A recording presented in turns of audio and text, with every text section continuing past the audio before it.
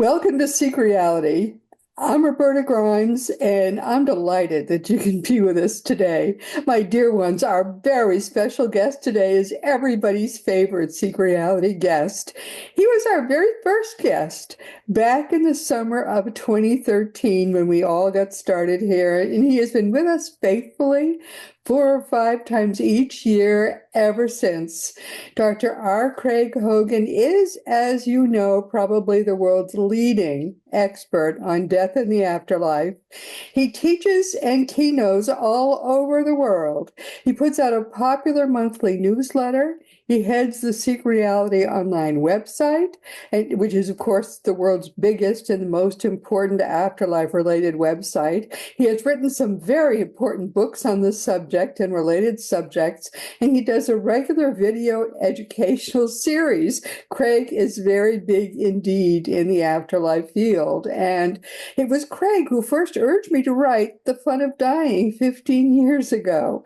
And then, of course, all the fun books followed after that first one. Craig urged me to do it all. Craig Hogan and I have been besties in this field for forever at this point. He has supported us tremendously here at Seek Reality, always eager to come back. I don't think he's ever said no. So 3 or 4 times a year, 5 times a year, I just say, hey, Craig, it's time to come back. And he says, okay, what are we going to talk about? Always, he has something new to say. So just wait until you see what he's up to now. I'm not even sure this is going to work. We've been trying it. Very appropriately, Craig is going to try something very old and still very new and exciting for us today in the field of afterlife communication. He's going to talk with us about and share some work of one of the classics in this field, the medium, Leslie Flint. So, Craig, welcome. I'm so excited to have you back again. No, Roberta, it's such a delight to be here. I'm looking forward to today. We're going to talk about Leslie Flint, and that's a wonderful topic. So I'm anxious to get into it. Well, first tell people, who is Leslie Flint? Leslie Flint was a direct voice medium from the 20th century. He passed away in 1995. Flint had this remarkable ability. He would sit in a room, and the people from the afterlife would come into the room. They would speak through an ectoplasmic voice box that formed on his shoulder. An ectoplasm is a substance that comes out of the medium's body, and it's rather like phlegm, but it comes out of the medium's body and then can take on all forms that the scientists, those who are working with Leslie Flint on the other side, make it assume. So Okay, ectoplasm. let's envision this here. Mhm. It's like phlegm, but can you see it? But it would be sitting on his shoulder. Yes, right. We have a photograph of it, right. So it's sitting on his left shoulder, and it doesn't look like a voice box. I mean, it just looks like a blob. But A you know that, blob on his yeah, shoulder. it's sitting on his left shoulder, comes out of his body, and it can come, ectoplasm comes from any orifice. So it can come out of the navel, it can come out of the mouth, it can come out of all other forms of orifices on the body. And then it forms into a voice box. So it breathes in and out so that it can move air over the vocal cords. It has vocal cords in it. It has a sinus cavity. It has lips and tongue and all of the other things. And you can't see those. It just looks like a blob. But everything is there to produce a voice. And I didn't mean to interrupt you, but I'm excited about this because Yeah. it fascinates me. And so was he in trance when this was happening? At first, he was. In the early parts of his career, he was in trance. But after that, then he was completely alive, awake. He was talking to the sitters, talking to the people there, and as the things were coming through that voice box. So he was clearly separate from the voice box. But This is more boggling than you yeah. make it sound, because the voice box, the being, which nobody could see, was able to make the voice box, to model it, to make it to be able to sound like them. It's a part of it. Yeah. The talker. Yeah. I mean, just trying to make people understand just how boggling this was. This voice box including mouth, lips, and so on. When the person started talking, it would sound the way they sounded when they were alive. I mean, Yes. I have a recording, and you sent it to me again, Hmm. of Thomas Jefferson, and I have met with him in the afterlife Hmm. when he was talking, and he sounds in Leslie Flint's recording just the way he sounds Hmm. in the afterlife. You Yeah. can hear Thomas Jefferson talking, I swear, the way he sounded when he was alive. It's so Hmm. boggling. Yeah, it is boggling. And the scientists on the other side are able to do that. And it's through a process we don't understand. So No. they are able to create that voice box. And the person then on the other side who comes into the area where the recordings are going to be made, and they project their thoughts into what they call the box. And so they project their thoughts into the box, and then the thoughts then come out as voice. And the voice matches the voice of the person who was here on Earth. They have the intonations, the vocabulary, and of course that has all the memories and all of the other things that have to do with that person. And it comes out as normal conversation, just like you would be speaking to them in the same room. And then what happens is that Flint and the sitters with him would ask questions. And then the person would just respond to them. And through the voice box, it sounds like they're standing in front of a microphone.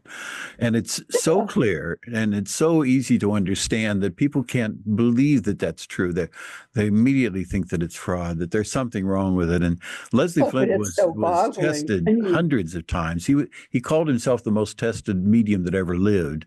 And they would do everything to him. They would put a throat microphone on so that if he said anything, then it would be registered on the throat microphone. They put elastoplast surgical bandage across his mouth. They put colored liquid in his mouth before they put the elastoplast on, and he had to spit that out at the end of it to show that he had not consumed the liquid or was not speaking through oh the my liquid. And goodness. then they tied his arms to the chair. They tied his legs to the chair. There was no way that anything was going to be happening. And the voices came in spite of that. There was no difficulty. We have the evidence, the fact that he was a conduit, that people were speaking through him from the afterlife. And all of the loved ones who came through, the fathers and mothers and the children, and they would say, yes, that is my loved one. They would have conversations for 45 minutes to an hour. Sounded like the person. Yeah, and it was the So person. I mean, there's no doubt about the fact. And so that they certified that it was their loved one who's coming through. shocking. And they wouldn't have been able to have those conversations if it had been Flint for pretending to be that person or something like that. But it was the personality of the person The too. personality, all the memories, everything. And in fact, what I'm going to be playing for you today is a woman who came through from the afterlife to her husband, and she would tell him what he was doing the day before, what he was Oh, doing on the way up there to meet with Flint. it was And the so most obviously she was with amazing him, and thing. these are things Flint would not have known.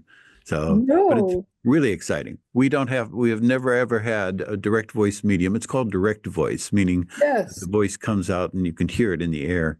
There has been no direct voice medium with his talent, since then, and there never was really before that. Although Do we know materialization mediums, why it's so rare for people it's to so have? rare. It's so rare, yeah. So direct voice mediums, I'm sorry, materialization mediums can sit in a room and someone will materialize using ectoplasm and will come out and will speak to the people in the room. And so then they're using the same kind of a phenomenon. It's direct voice kind of phenomenon with a full apparition with the whole person there. So Oh we my do have God. those, and there are some people who are alive today who are doing materialization mediumship. Then they are still doing it, but there is no direct voice medium of the caliber of Leslie Flint. So we hope we have another one come along soon. Do we know why they're so rare? No, we don't know why they're so rare. We don't know why it's so difficult to get a direct voice medium. And you can't cultivate them. You can't just pick somebody up off the street and say, we're going to make you into a direct voice You can't medium. train them. It has to be born Natural. into Yeah. them. It's a natural thing. And Flint, actually, when he was young, he was an usher in the theater. And after a while, they had to tell him he couldn't be an usher anymore because the voices kept coming. As soon as the lights went down, then the voices would come out into the theater. and they had to terminate him because of the fact that he was a direct voice medium, and all these voices were coming out. Oh my goodness. Yeah. So we have some wonderful, we have over 2,000 recordings today. And these recordings are 45 minutes to an hour long of people from the afterlife coming into the room, speaking with Flint and speaking with their loved ones who are sitting there. And they say, yes, absolutely. That is my son. That is my daughter. That is my husband. Well, the voices are very The accurate. voices are The very voices accurate, are and dead very on clear accurate. to To hear understand. Thomas Jefferson talking again, Yeah. his Yeah. voice is just, you would not, I mean, I can't tell you, it gives you chills. Yeah, yeah, it's just amazing. And so we haven't had another one. We're hoping that we can cultivate another one, that somebody else will come along and being able to do that. But today, technology has taken over. So we're getting things through technology, through recordings that are similar to that, but they're not using a voice box. And so we're getting the voices of people coming through audio recordings, for instance. So we get the audio recordings of them, but they don't materialize in the room. They are projecting their thoughts into electromagnetism, so it goes on to the audio recording, and then we can play it back and we can hear the voice. But it's not so long as these that were in the Leslie Flint seances, because these that we're getting today in audio recordings are maybe a couple or three sentences at length, and then you would ask another question, you get a couple or three sentences, and that's it.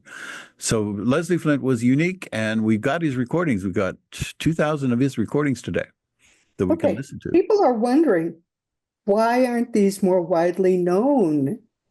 Why? Why don't people know about these? Yeah, it's just because, and that's true even among the spiritualists today, even among those who are part of the spiritualist church, they just don't know who Leslie Flint was. And it's because of the fact that people don't want to slow down long enough to listen and to understand what it is that's going on. If we just sit down and take a look at the evidence, take a look at these recordings that we've got, then you will mature in your ability to understand the afterlife, the life after this life, and what happens to us there, and what people are doing there. And so there's so much of that that's available today. If people just look at it, it's just like Galileo, that the scientists and the clergy wouldn't look through his telescope to see that Jupiter had moons, and that Venus went through phases, and that there were craters on our moon, and people just wouldn't look through the telescope. That's what's happening today. So we can't get people to just look at these, just listen to these recordings. And so we're trying to bring them to. On seekreality.com where people can go and hear these? Yes, they're on seekreality.com. And I have a number of different recordings. So I probably have 10 or 15 recordings on seekreality.com. So if somebody wants to get on there, and actually as I play them today, I'm going to play them for you, then I'm taking those off of seekreality.com. So I'm going to be playing what is available there. If someone wants to get on and listen to these recordings, they're marvelous recordings. Okay, well, give us a little hint of what can be found there if people just want to go and listen. Okay, so let me stop for a moment, and I'm going to share screen.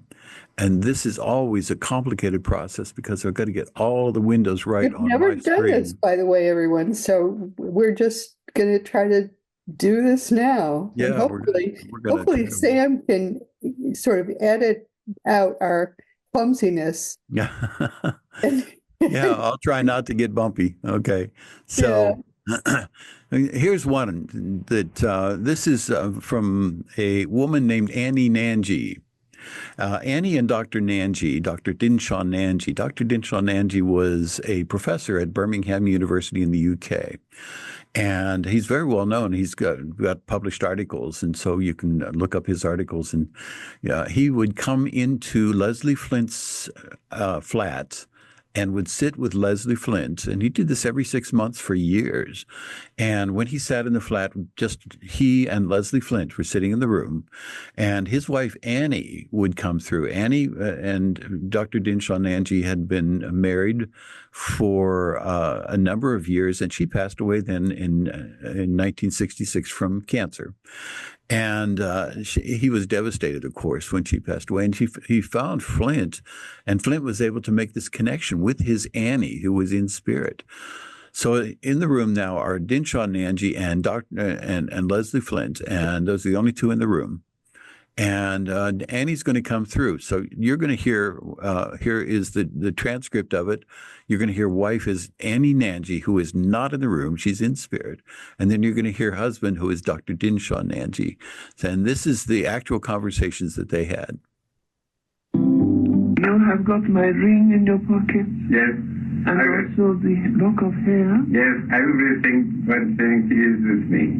All the various things Yes, associated with us both. Okay, so that's a flavor for what it's going to be like. And she didn't, when he came into this session with Leslie Flint, he had put her ring in his pocket. She knew that, and she actually commented about it. So she saw him and she was with him before he came into the session. And so that was her speaking about that lock of hair that he has in his pocket. So do you have any questions about that? No, I mean, essentially, she's with him a lot. Yeah, she's with him all day long. She was dedicated. Among the people who might have come through in various forms that we have come through from the afterlife, and she is the one who is most dedicated to Dr. Nanji. She spends all day long with him. She goes in and out with him. She goes to conferences with him. She sits in the audience with him. She sees him as he's walking down the street. So she spends her whole life with him. And this is a unique opportunity because now she is able to come through in Leslie Flint and describe what's going on in his life so that we know that that she is very much alive. She is with him all day long. And nobody could have faked that because nobody would have known all these things about their lives together. Right. So, yeah, let me play another one for you. This is Annie comes into Dr. Nanji's flat at night, and she taps to let him know that she's there.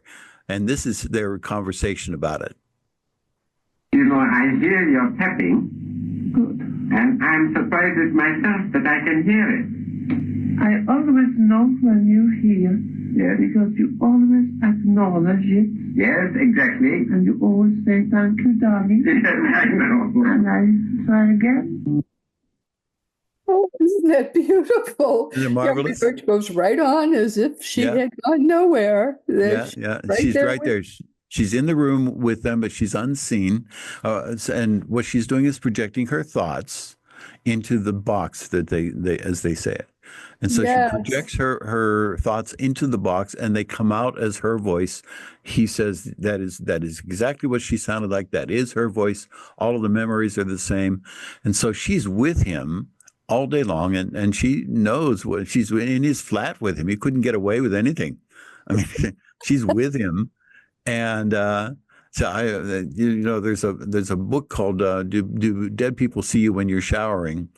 And Yeah, they sure do. yeah, they sure do. I mean, they can come in and look at you when you're taking a shower or whatever it is that you're doing. Yep. And so she spends the time with him, going with him to places. This is where she goes to he has an old tattered hat, and she tells him that she wants him to buy a new hat. You know, I don't like to part with anything which you bought. I know, but you are wearing all those old hats. Yes, And I think you could do with a new hat. yes. I noticed that you keep wearing the same old hat. And I think it is time you have a new one. So you can buy yourself a new hat and say that I bought it for your Christmas present. Oh, how sweet. Isn't that marvelous? Yeah, Yes. that's wonderful. And Yes. so this is another one. Dr. Nanji has pictures in their flat. It was where they lived together. Uh-huh. And she remarks about the pictures, and she wants her to change. She wants him to change. I don't have to tell you. I am with you constantly. Yes, darling. Every day I come and spend some time with you, Yes. especially in the evening Yes. when you are quiet Yes, darling. in the apartment. Yes, darling. Everything is very much the same. You have not altered anything very much. No, darling. And you're going to put the pictures over the bed, Yes, darling. just as we would wish, huh? Yes. So then 6 months later, he comes back and he has changed the pictures. And now he says that she says that she's delighted with the pictures. I am so thrilled with the pictures. Yeah. You have got them in a very good formalization. Yes. And you know, sometimes you see the light around them. Yes. The light around the pictures. Yes. I do. Good. I do little things, you know, to try to tell you I am there. Yes. Little things. Yes, I know. Isn't that marvelous? So what that does is to demonstrate that Annie is very much alive and she is in his life. She's able to come around to where he is. Now, when we say come around, people in the life after this life are able to materialize in forms. We have accounts of people materializing. Dr. Elizabeth Kubler-Ross had someone materialize and speak to her and spend time with her, and Raymond Moody had someone materialize, and J.B. Phillips, the translator of the English New Testaments, had someone materialize. So all of these people have people materialize, so they actually are there, and you can see them, and they talk, and so that's one form. But this is different. She is not necessarily materializing in the room. She can project these voices from wherever she is. Right. So in other words, then she doesn't have to be there. But from what we can understand, she is there. So she actually enters the room with him. And so then she is speaking in the room by projecting her thoughts into the box, and they come out as her voice. And she does that such a every comfort, 6 months. Craig. Yeah. Look, just look at what a comfort this is to people who have missed a spouse. Their spouse too is gone, but when they see this couple interacting this way, they think, yes, my wife, my husband is also with me. They're with me in the evening. They're with me. They're watching me. Yes, these little things that I'm doing, they're seeing. Yes. And yes, they're making these little sounds. They're close to me. A lot of times they would like to make more little sounds or little, move things, do little things, but they don't want to frighten us, so they don't. But if they could confirm to us, yes, I did this or I did that, yes, they would do more things. Yeah. So speak to your spouse. If your spouse has recently transitioned, say, darling, I know you're here, and it's okay if you do this or you do that little thing, because I'll understand that it's you communicating with me. Talk to your spouse. Say, I love the fact that you're here close to me. I can feel that you're close. And you also can communicate with your spouse, even though they're not there in the physical. They're right with you, just as this couple are able to communicate, because fortunately they happen to know Leslie Flint and they can communicate through him. I wish this were just more commonly known. Yeah, How it's true. beautiful this is. And people do get signs and they ignore them. But if you have a sign, if something happens in your life and you see a license plate that reminds you of a number that you keep saying, seeing, speak aloud to your spouse. Don't just speak aloud to them. To them. Speak aloud to them. As soon as you see something like that license plate that keeps coming up, if it immediately comes to you that it is them, that's the message.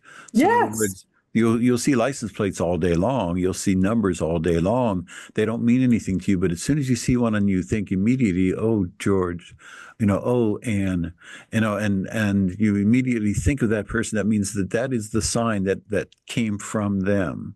It does. So people get the signs. Yeah, you'll get the signs, and all you have to do then is stop and say something. Just talk.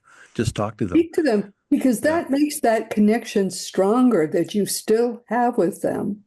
So they are available to communicate. So they're always available to communicate. Always. All you have to do is say, George, I want to talk to you for a minute. They will come to you. They don't necessarily come into the room. They will come to you in mentally from wherever they are. So it's not holding them back when you want to speak to them. It doesn't keep them from doing what they're doing. They continue with what they're doing. It's just like they were in another room and you speak to them. And that doesn't keep them from doing whatever they're doing in that other room. So we can speak to our loved ones in the life after this life, and they will respond. That's the reason that we put together the training program that is free online at self-guided afterlife communications. That's on afterlifeinstitute.org. It's because people can have their own afterlife communications. Afterlife communications are very easy for people to have, and it's very common now. One method of having them is 98% successful. So all people have to do is to communicate with their loved ones, and they will respond. The first notion that comes to you is their response. So if you say something like, George, I've been thinking about whether I should move or not, immediately the first thing that comes to you is their response to that. If you have to wait, then you missed it. But they do respond, and people can get used to doing this, can get used to having communications like this with their loved one. Now, they're not voices in the air that we hear in Leslie Flint seances, but they are voices mentally that come to us. They communicate telepathically. So all we have to do is get used to that, allow that to bubble up from our subconscious into our conscious mind. And when you do that, some of the people who have gone through the training program have connections every day. They just sit down at a particular time and have a conversation with their loved one who's living in the afterlife. It's remarkable how well this can work. Yeah. I have my husband is living, thank you God, and well, but I have this kind of relationship with my spirit guide, and it's such a rich relationship you can have with your spirit guide, with your loved one in spirit. It's it's the best to be able to talk with a being who is not currently in a body. Yeah. And we'll put in the notes to this program, we'll put the directions how to go to the so that you won't have to drive up the road to try to write down what Craig is saying. We'll put those directions in the notes to this program, so that you can go and practice some of the things he's talking about, because it's quite easy to learn. It's very easy to begin to have these relationships with people who are not currently in a body. Very easy. Yeah. And they will come. So you don't have to worry about them being someplace where they're inaccessible, or that they've got things that they're doing that are more important than speaking to you. That is never true. They're anxious to talk. So anytime that you want to communicate, they will come to you. And I've heard some mediums say, I couldn't get through to them in this medium reading because they're unavailable. And what that means is the medium just couldn't make the connection. So it's the medium's problem. It isn't the person in spirit. Our loved ones will come through to us anytime we want them to come through. Anytime we ask them to come to us, they will come to us. So then if you say something to your loved one, they are there. So we know that to be true. Now, the question is then, are you going to allow the messages to bubble up from your subconscious into your conscious mind? And because this is telepathy. And people have to get used to the fact that you're going to be talking to them in the same space where you normally think. So this is a private space. You've never ever had somebody in your thinking space thinking along with you. And so it's a very different way of communicating. But if you get used to that they come into your thinking space and they will communicate in your thinking space, then the messages will come very clear. You'll learn things that could not have originated with you. You did not think of that, whatever that was that came through from them. And after a while, you get used to that and you realize that it's true, and the communications just flow. And some people will be able to do this every day. They sit down and have a communication every single day. And it's such an enjoyable way to have a relationship. Yeah. It truly does enrich your life so much. If it's someone that you loved when that person was in a body, the love continues. The love does not stop. The love can become richer and stronger even if the person is not in a body. And it's such a joyous way to continue your life when you have that person always with you. I've had people who said, I have a better relationship with him now than I ever had on Earth. We had too much baggage. There were too many things that were between us. But now that he's in spirit, we just communicate wonderfully. There's no problem. There is no anger. There's no jealousy. There's no problems between us. It's all full of love. And so these new relationships that people have with their loved one in the life after this life are more wonderful than the relationships they were having when they were on Earth. So true. Mm-hmm. And if it's with your spirit guide, if your spouse is still with us, or with your spouse after the spouse has transitioned, whoever the relationships are with, it's just a glorious, glorious way. Mm-hmm. And it's wonderful because you're never alone. You're truly never alone. Yeah.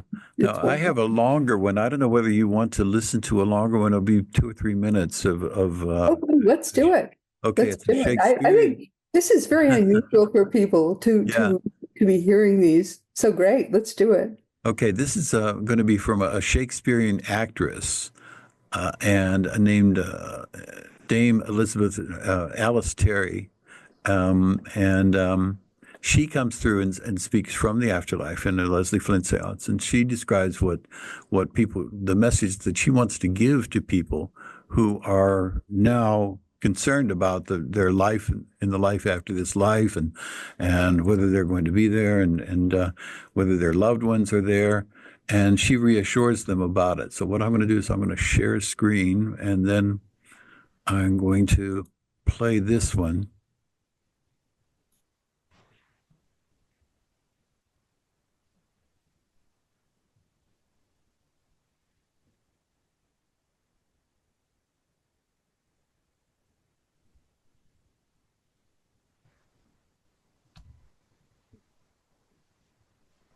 I have to make it large enough you can see it.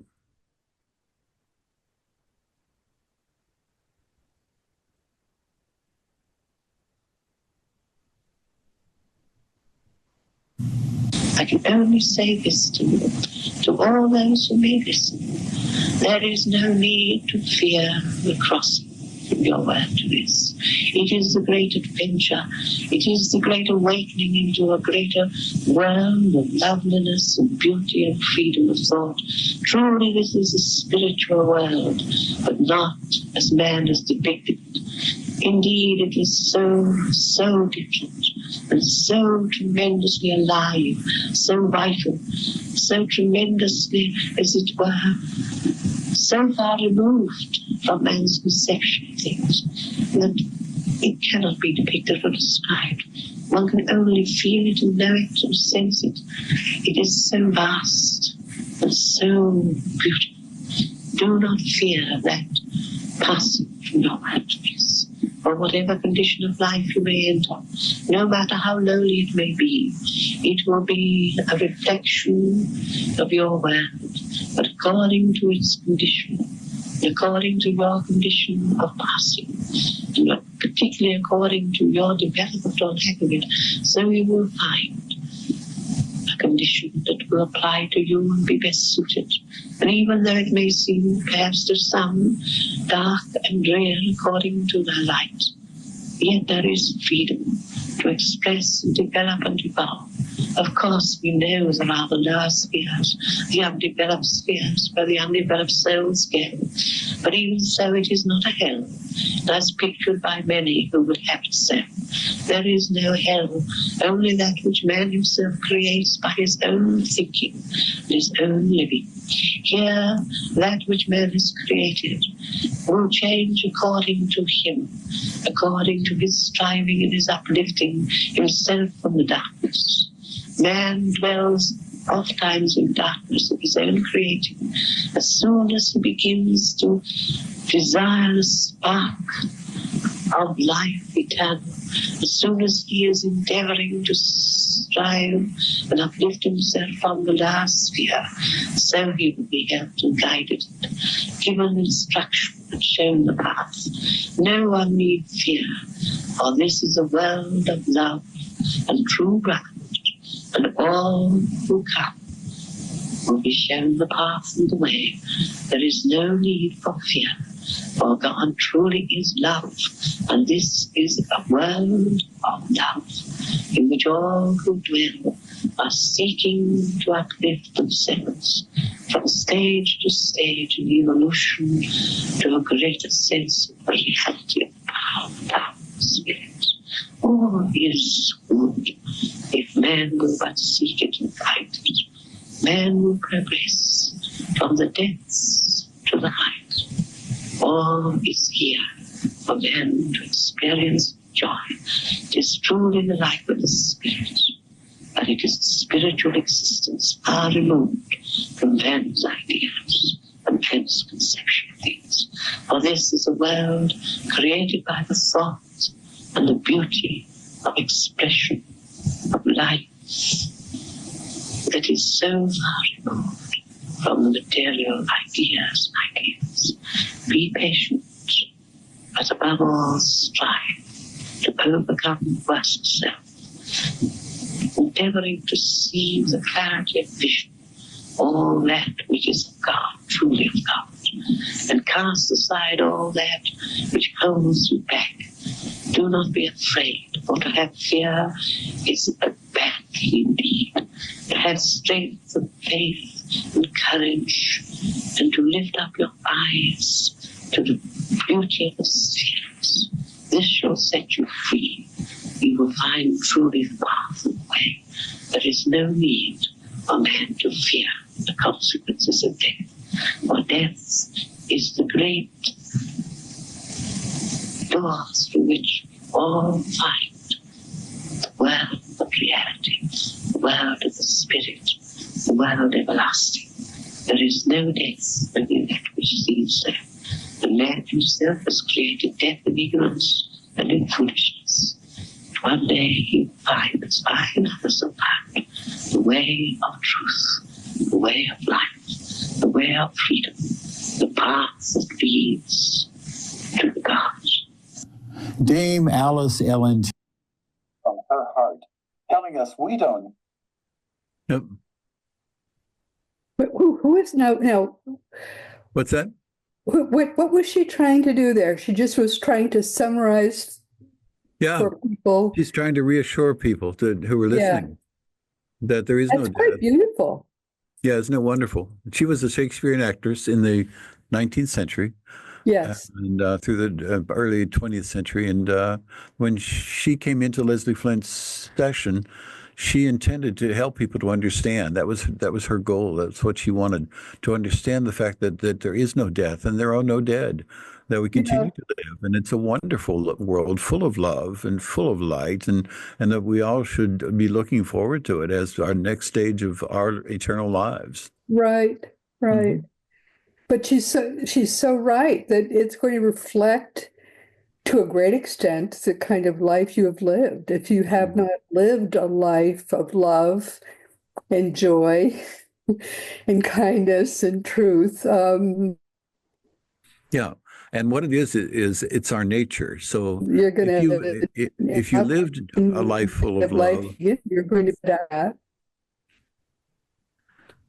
So if you lived a life full of love, it's because you are loving. And so your nature is to be loving. Yeah.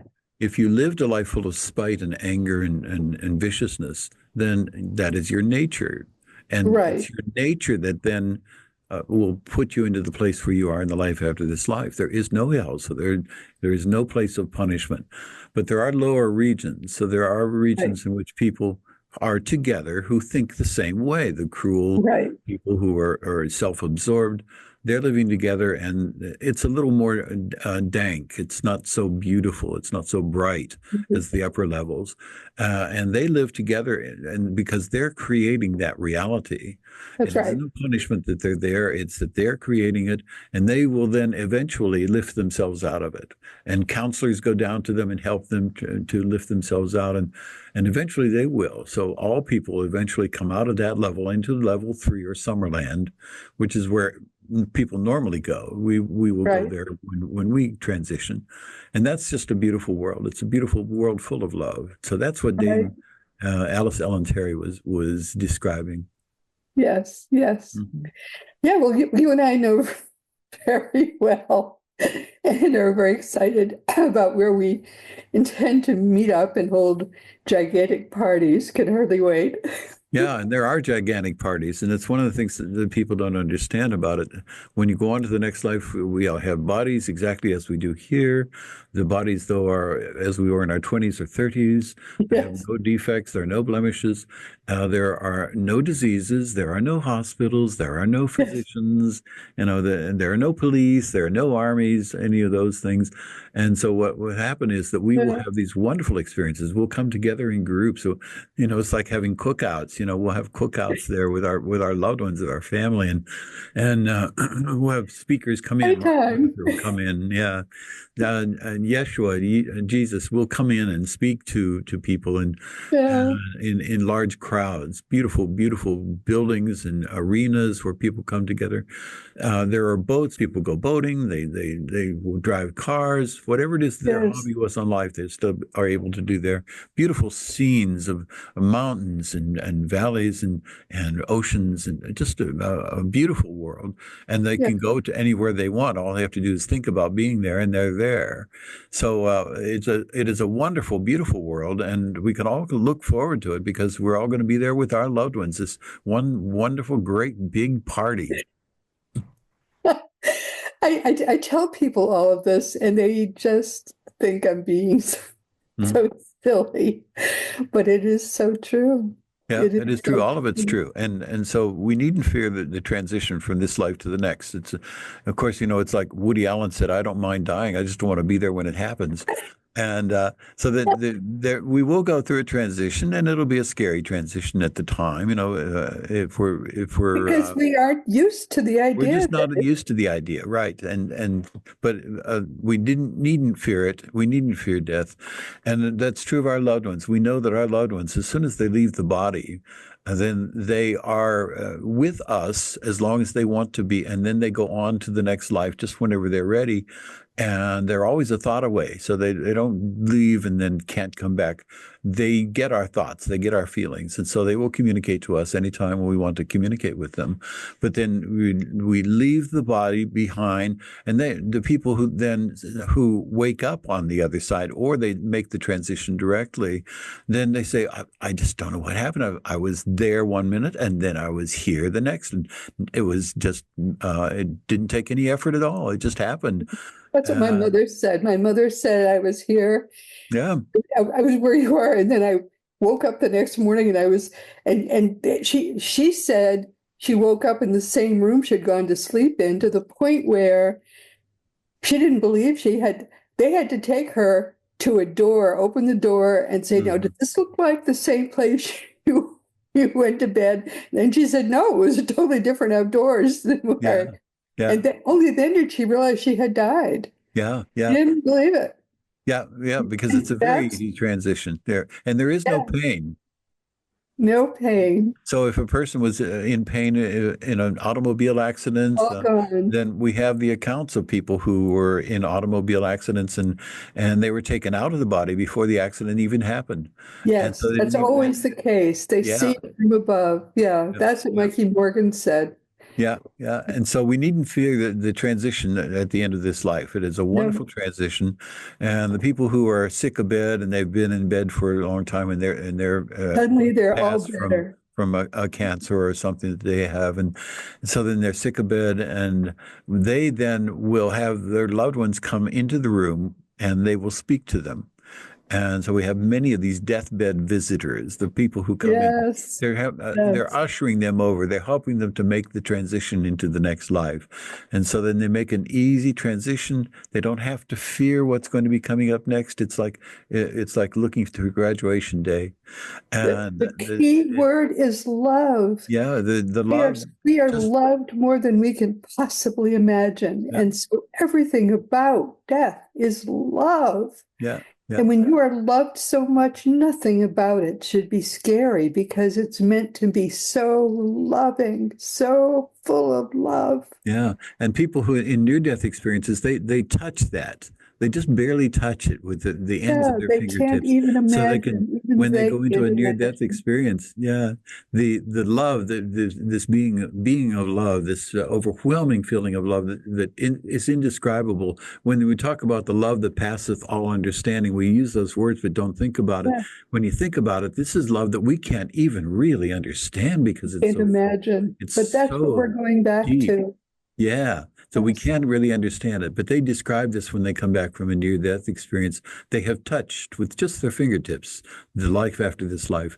So that when we Yes. make the transition, when we actually go there, then we feel that. We know that that's true when we meet with our Yes. loved ones. Now, we don't change when we make the transition. So we are the same person the moment after as we were the moment before. And we'll be that way for days or years.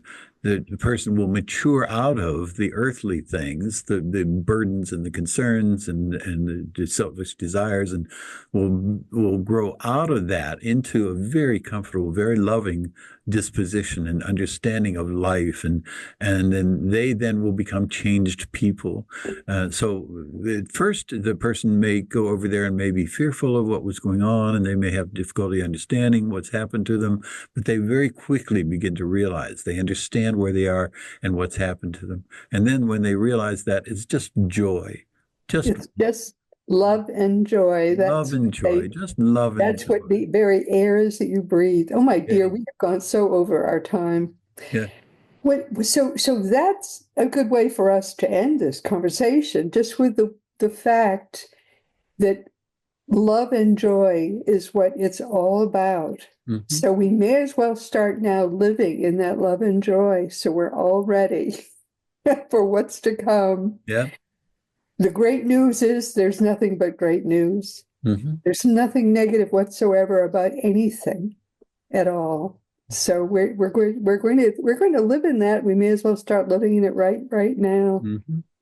Oh, my dear one, I do love you so much. Mhm. And thank you so much for such a wonderful time. This has been beautiful. Thank you for bringing all those nifty little snippets. So there's more of this on seekreality.com, right? Yes, right. Great. We have hundreds of them on seekreality.com. Great. And the more Mhm. people want to hear of them, therefore, the more of them we can put up. Oh, Yeah, that's wonderful. that's it. Super. That's it. Right. Well, consider yourself hugged, my Yeah. love. Thank you. And you likewise. And so I've got to tell everybody what's coming next week, and I'll be back. Oh, my dear, hasn't this been fun? Oh, my goodness, everybody. So, as I say, I'll put into the notes, I'll put the things that Craig was telling us so that you can go and learn, if you'd like, how to do more communication directly, which I think is very important because you can learn to do this kind of communication when you're still in a body. You don't have to wait. My beloved friends, we've come to the end of our time together, but just until next week. This has been Seek Reality with Roberta Grimes. I'm so happy you could be with us today, especially. Please never forget, you are a powerful, eternal being. You never began, you never will end. And when you get that and all its implications, it changes everything in your life for the better. Next week, our guest will be our beautiful friend, Brian Smith, who will be with us for the third time. I first met Brian a decade ago when he had just lost his beautiful young daughter, Shayna. She had transitioned in her sleep when she was just 15. She had a rare disease. They knew she had it, but they thought she had outgrown it. Sadly, no. I was so impressed with Brian, I invited him to speak at a Unity church that I was kind of interim pastoring while they waited to find another pastor.